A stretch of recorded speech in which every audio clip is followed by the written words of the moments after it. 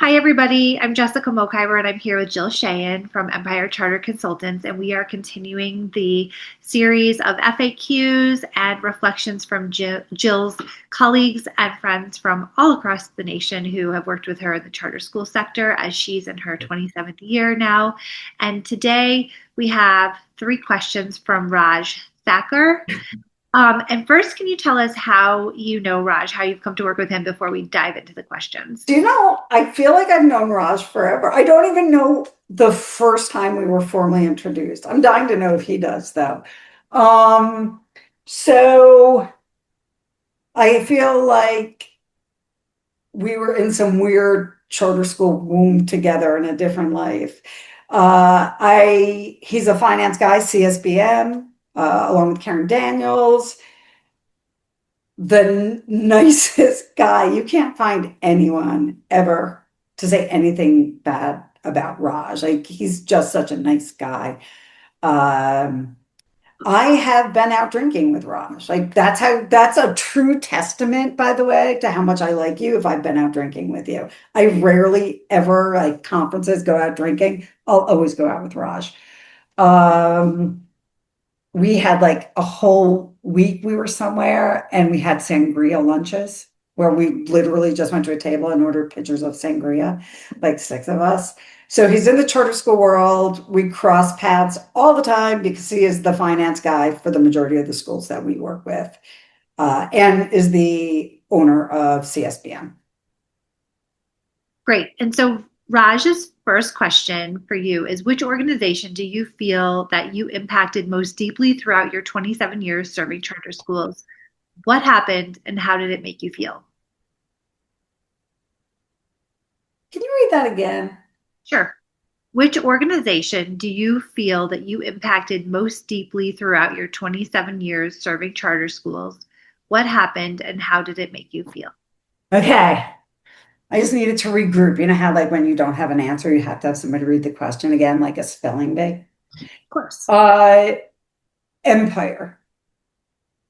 So, my biggest impact has been at Empire, and we all know why. The association would not let me call out authorizers, right? Well, it would, but they would do it in their way. We all know what the problems are in the charter school movement. We all knew it. And I felt, listen, dysfunctionality aside at the association, we knew that we were not being impactful in our work.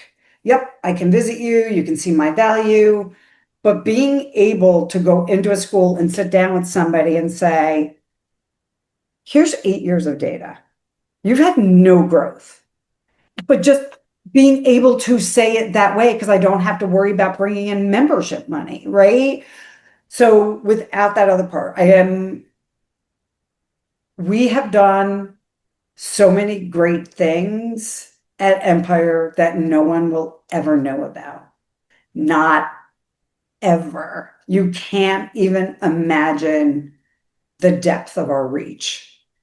And it's intentional because our focus is now at Empire, but how is this helping kids?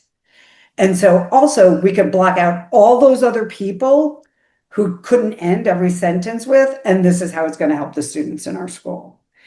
We got to pick and choose who we worked with. Um, so that piece is there. What's the second piece of that question? So Empire. Would Yep. you What agree it's happened? Empire that we've done our best work here?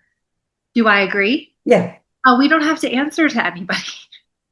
I mean, correct. except the schools that we work with, but like that is actually maybe like a better, much better way to be. Yeah, Before you had to run things by, well, everyone. executive director, but you also had, and no offense, I think that a board of directors, I'm sorry, a board of trustees can be a good thing, but it also can be a hindrance.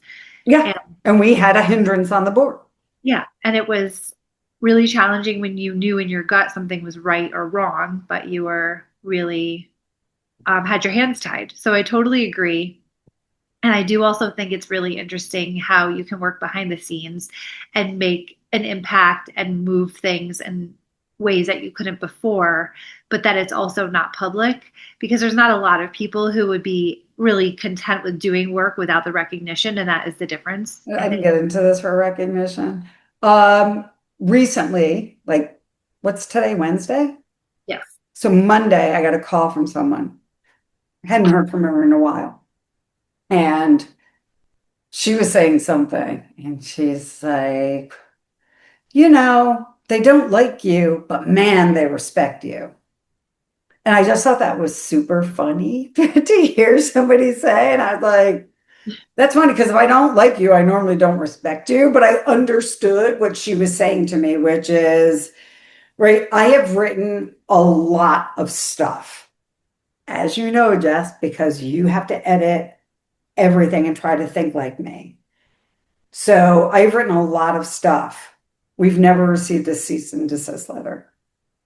We've never had anybody call and tell us we're wrong or prove to us we're wrong. One person tried, smack down. Like, I don't put anything out there that I don't have the data to support. So the best work has been here because we're actually transparent because the charter school movement is supposed to be transparent.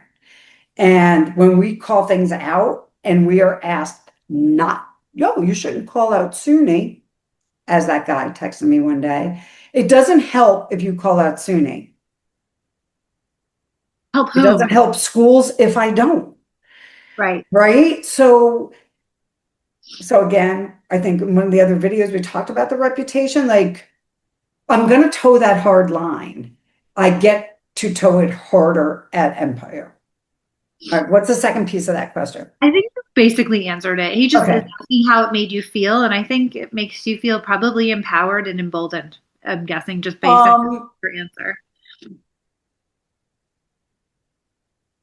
it also makes me feel like the charter school movement is in crash and burn mode, right? So you do your part, but I think when I hear a policy is really not about kids or functionality of the school is not about kids, I mentally shut down. So my best work has been here, and you guys have not seen anything yet. You have not seen anything yet. Jess and I were on the phone for like 2 hours the other day, and I brain dumped on her and I have started writing. And so if you're easily offended when I call you out publicly, let me know.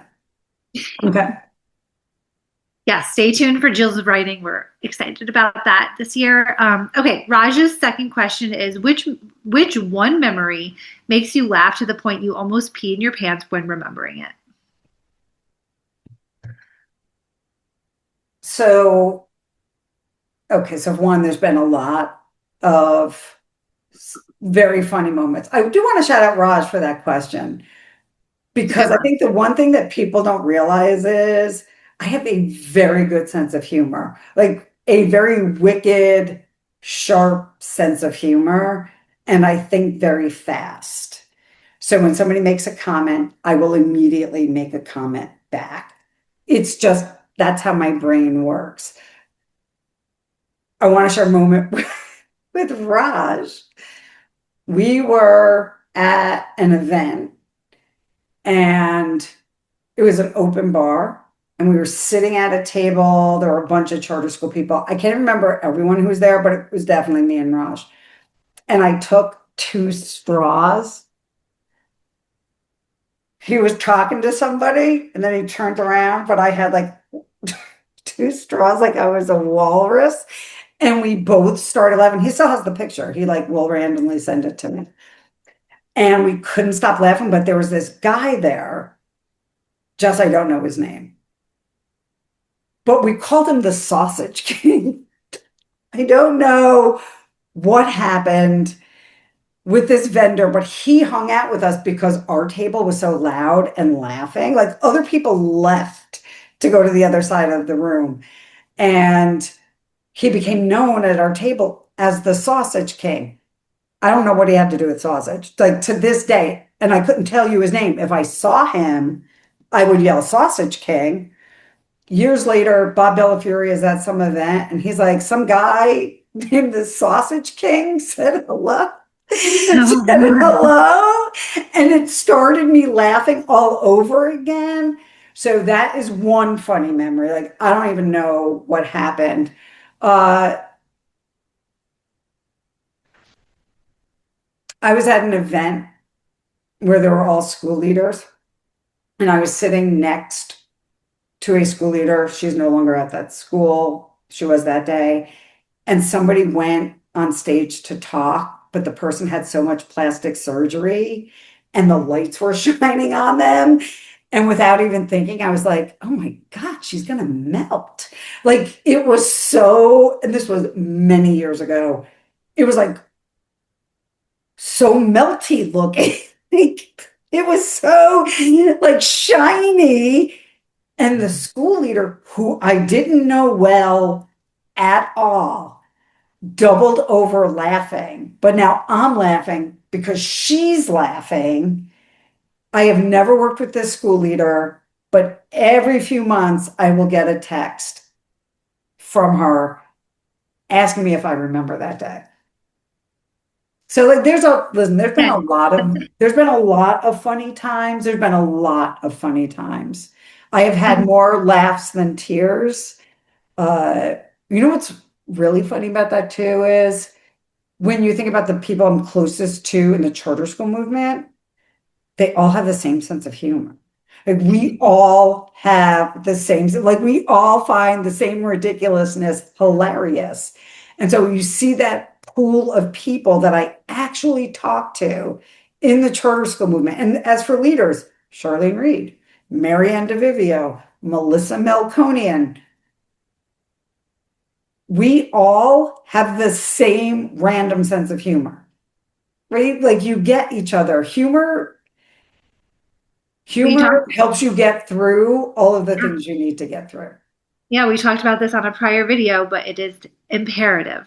It is, yes, I can't work with non-funny people. No.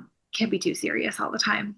All right, Raj's last question is, what is one quote by a famous or non-famous person that motivates you to keep impacting charter school students? Ooh, that's like hard because you have to know a quote right off the bat. Wait, I want to get the words right. I know the gist of it. So I would be the can same I way. look it up? I want to read it because, Yes, for sure. We're putting you on the spot. I always have to look it up so I don't take a hatchet to someone's really good words. okay, so,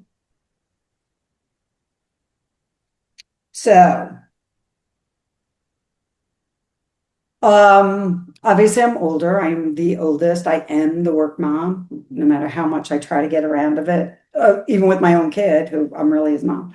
Uh, Irma Bombeck was a writer, satirical, and for a woman from her time to get a column and be a writer was unheard of. And I never missed Irma Bombeck. She was like one of the first big people books I ever read because she was just a housewife with a ridiculous sense of humor. Like she's the person who said, I think when her kid is 40, she still only pours him half a glass of milk because that's all she wants to clean up. And I understood that even as a kid. All right. So she has a quote. All right. When I stand before God at the end of my life, I would hope that I would not have a single bit of talent left and could say, I used everything you gave me. Oh, I like that. So I hope when I leave this charter school world, when I retire, when I'm dead, that I can say I gave my all the time. And I think that's also how I will know if I'm successful, if people will agree with me or not. So yes, that's my favorite quote. I love that. And thank you so much to Raj for the questions we Thank reviewed. you, Raj. I'm your word. Okay. Thank you, Jill. Hilarious. Thank you, Jess.